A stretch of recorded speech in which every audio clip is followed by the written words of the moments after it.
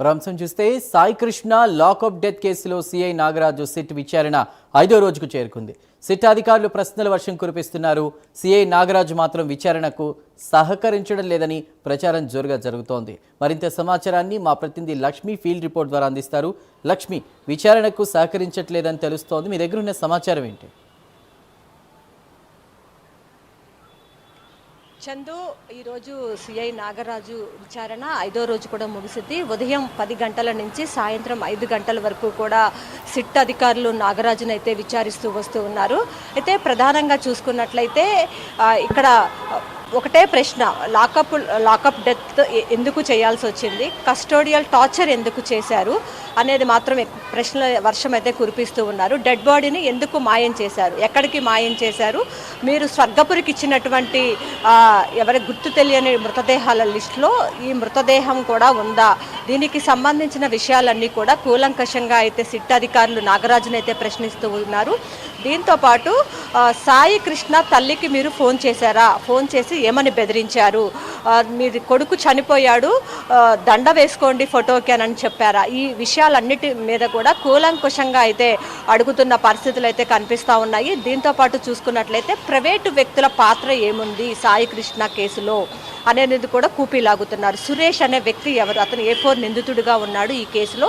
అయితే ఆ సురేష్ అనే వ్యక్తి పరారీలో ఉన్నాడు. అసలు ఆ సురేష్కి మీకు ఉన్నటువంటి సంబంధం ఏమిటి అనే విషయం పైన కూడా సిట్ అధికారులు అయితే ప్రశ్నల వర్షం కురిపిస్తున్నారు. అయినప్పటికీ కూడా సిఐ నాగరాజు నుంచి అయితే ఎలాంటి స్పందన కూడా రావటం లేదు. వాళ్ళు అన్ని ప్రశ్నలు అడుగుతున్నా కానీ నేను మౌనంగానే ఉంటున్నట్లయితే మనకి సమాచారం అందుతుంది. ప్రధానంగా చూసుకున్నట్లయితే ఇప్పటికీ 5 రోజుల సిట్ విచారణ పూర్తయింది. మరో 2 రోజులు మాత్రమే మిగిలి ఉంది. రేపు 6వ రోజు, ఎల్లుండి 7వ రోజు. 7వ రోజు సాయంత్రం 5 గంటలకు కోర్టులో మళ్ళీ హాజరుపరచాల్సి ఉంటుంది. సో ఇదంతా కూడా ఈ విచారణ ప్రక్రియ అంతా కూడా సీసీ కెమెరాలో రికార్డ్ చేసి సుప్రీంకోర్టుకి అందచేయాల్సి ఉంటుంది. అదేవిధంగా సుప్రీంకోర్టు కూడా ఆదేశాలు జారీ చేసింది. అయితే ఈ ప్రక్రియ అంతా దూరం నుంచి వాళ్ళ లాయర్ కూడా పర్యవేక్షణ చూస్తూ ఉండొచ్చు అనమాట. అయితే ఈ ప్రశ్నలన్నీ కూడా సిట్ అధికారులు వేస్తున్నప్పటికీ కూడా అతని దగ్గర నుంచి మాత్రం సమాధానం ఏమీ కూడా రావటం లేదు. ప్రధానంగా చూసుకున్నట్లయితే కృష్ణలంకలో పనిచేసేటటువంటి ఒక మహిళా ఎస్ఐ ఇచ్చిన స్టేట్మెంట్, ఒక డెలివరీ బాయ్ ఇచ్చినటువంటి స్టేట్మెంట్ మీద కూడా ప్రశ్నల వర్షం కురిపించారు. ఒక ప్రత్యక్ష సాక్షి కూడా ఉన్నారని అంటున్నారు. కాబట్టి ఆ ప్రత్యక్ష సాక్షి చెప్పినటువంటి విషయాలను కూడా సిఐ నాగరాజు దగ్గర అడిగారు.